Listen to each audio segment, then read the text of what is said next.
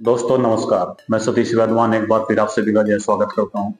दोस्तों मैं फील्ड में निकला, मैं बहुत सारी वीडियो बनाई महंगाई बेरोजगारी को लेकर आज के समय में क्या क्या समस्या चल रही।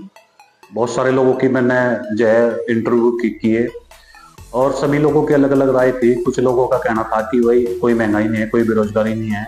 इस तरह के जो स्टेटमेंट दिए वो उन्हीं लोगों ने दिए जो कहीं ना कहीं पार्टी भक्त हैं, गवर्नमेंट के पक्ष में है, करंट गवर्नमेंट के। और बहुत सारे लोग मुझे ऐसे भी मिले जिन्होंने ये कहा कि नहीं, वास्तव में आज के समय में बहुत परेशानी है। एक आम परिवार को अपना घर का खर्च चलाने में बहुत बड़ी दिक्कतें हैं, बहुत बड़ी मुश्किलें हैं। तो आज थोड़ा मैं कुछ आंकड़े आपको बताना चाहूँगा, मैं कुछ चीज़ें आपको दिखाना चाहूँगा जिससे हम ये थोड़ा सा समझ सके कि अभी के समय में क्या क्या परेशानी है और आज से 10 साल पहले क्या हुआ करता था और आज के 10 साल बाद में आज क्या है। जैसे मैं कुछ आंकड़े देख रहा था, अगर मैं आज के टाइम बात करूं, आज से 10 साल पहले अगर कोई ट्रैक्टर 4 लाख रुपए की कीमत में आया करता था, 5 लाख रुपए की कीमत में आता था। आज अगर उसके हम रेट देखेंगे तो वो 10 से या 11 लाख के बीच में आपको मिलेगा। अगर आज से 10 साल पहले कोई गाड़ी 4 या 5 लाख रुपए की कोई गाड़ी थी, कार थी, तो आज की डेट में जो उसकी कीमत है वो लगभग जो है 9 से 10 लाख रुपए के बीच में मिलेगी। आज से 10 साल पहले जो बाइक 40 से 50 हजार की रेंज में आती थी, आज अगर आप उसे देखोगे तो वो 1 लाख क्रॉस कर चुकी है। आज की अगर हम बात करें, आज से 10 साल पहले जो किसान अपने खेत में यूरिया डालता था जिसकी कीमत 400, 500, 600 रुपये हो करती थी मैक्सिमम, आज वो भी 1000 रुपये क्रॉस कर चुका है।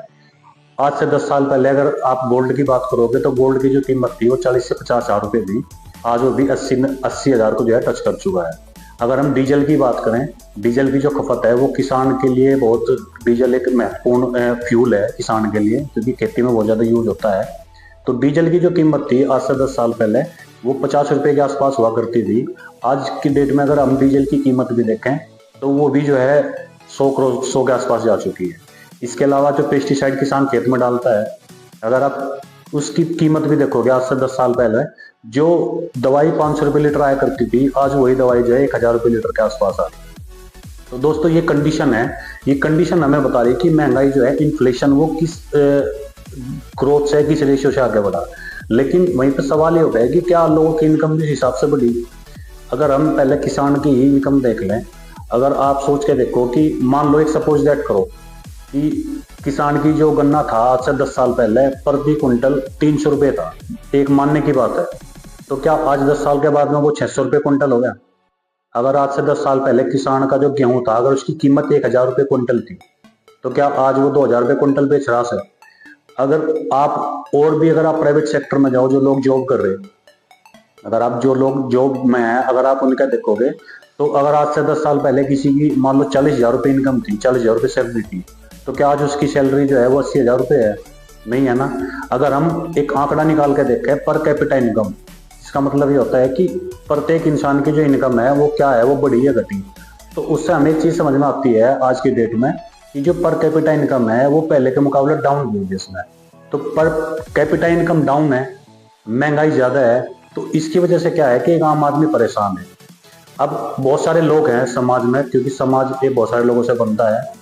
कुछ लोग हैं जो इस चीज़ को समझते हैं और वो लगातार सवाल उठाते हैं मीडिया के माध्यम से, सोशल मीडिया के माध्यम से।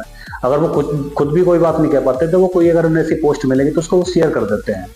लेकिन एक समाज में हमारी एक भक्त मंडली भी होती है। जो भक्त मंडली है वो कहीं ना कहीं गवर्नमेंट का ही बाजा बजाने का काम करती है। तो इस तरह की भक्त मंडली भी है। लेकिन महंगाई का असर जो है वो भक्त मंडली के ऊपर भी है, और वो जो दूसरे तरह के जो लोग हैं जो सवाल उठाना जानते हैं, जो अपनी बात को कहना जानते हैं, महंगाई का असर उन पर पड़ता है। ये तो एक नॉर्मल चीज है। इसके अलावा अब मुझे थोड़ा सा, आज मैं एक चीज डिस्कशन करना चाहता हूँ अपने वीडियो में। मैं आज से 3 साल पहले एक पोस्ट डाली थी फेसबुक पे, जिसमें मैंने कहा था कि जिस दिन अडानी गया, अगर बाई चांस ऐसा हुआ कि अडानी अगर गया तो भारत में तीसरा लॉकडाउन लगेगा। और वो चीज आज जो है सच होने जा रही है। आप भी देख रहे होंगे, अमेरिका से जो है वहाँ पे अमेरिका की जो एक अदालत है उसके वहाँ से समन आया हुआ है। अगर अडानी वहाँ पे अरेस्ट हो जाते हैं या जो केस चलता है उसमें अगर सजा हो जाती है, तो आप ही समझ के चलना कि जो अडानी की कंपनी है, जितनी भी कंपनी है, उनकी जो नेटवर्थ है स्टॉक मार्केट में, वो जीरो हो जाएगी। अगर वो जीरो हो गई तो अडानी ने जो कर्ज ले रखा, सरकारी बैंक हो या प्राइवेट बैंक हो, वो लगभग 2 लाख करोड़ रुपए है। अगर ये सारा का सारा पैसा डूब गया तो आप ये बिल्कुल क्लियर समझ के चलना कि तीसरा लॉकडाउन उसी दिन भारत में लग गया। ठीक है सर, ये चीज बहुत बड़ी है, ये चीज इतनी छोटी नहीं है। लेकिन बहुत सारे लोग जो हैं वो, अभी जैसे मैं बता रहा था कि भक्त मंडली जो है, अब भक्त मंडली के लिए जो है अडानी भी देसी है, यानी कि अडानी अगर कुछ गलत कर रहा था, उन्हें कुछ गलत नहीं दिख रहा उसमें, उन्हें दिख रहा कि सारी दुनिया जो है वो अडानी के खिलाफ जो है षड्यंत्र कर रही है। लेकिन ऐसा नहीं है, कि जो प्रूफ है, जो एविडेंस है, वो सब कुछ अमेरिका के पास में है। और अगर ये चीजें यहाँ पे होती तो शायद ये कंट्रोल हो जाती, लेकिन क्योंकि अमेरिका में है और वहाँ की अदालत में है, तो ये कंट्रोल कर पाना इतना आसान भी नहीं होगा। तो ये बहुत सारी चीजें थी जो आज हमें सोचनी चाहिए, समझनी चाहिए, क्योंकि हमारे बच्चों का फ्यूचर है। और मेरा एक मानना है, मैं हमेशा एक चीज कहता हूँ, जो मेरे यार दोस्त है, मैं एक चीज कहता हूँ कि इंसान को जीवन में पार्टी भक्त नहीं होना चाहिए। इंसान दो पक्ष हैं, दो में से हम एक ही पक्ष में रह सकें। या तो हम राष्ट्रभक्त हो सकते हैं, या हम पार्टी भक्त हो सकें। जो व्यक्ति पार्टी भक्त होगा वो राष्ट्रभक्त नहीं हो सकता कभी भी, और जो व्यक्ति राष्ट्रभक्त होगा वो पार्टी भक्त नहीं होगा। वो हमेशा अपनी आंखें खोल कर रखेगा, कोई भी पार्टी होगी, उसका फेवरेट नेता भी होगा, वो हमेशा ये देखता रहेगा कि ये काम सही कर रहा है या गलत कर रहा है। अगर वो काम सही कर रहा है तो वो उसको सपोर्ट करेगा, अगर वो कुछ काम गलत कर रहा है तो वो उसको तुरंत जो है उस पर सवाल उठाने का काम करेगा। यही एक सच्चे राष्ट्रभक्त की पहचान होती है। तो दोस्तों, ये एक मेरी छोटी सी वीडियो थी।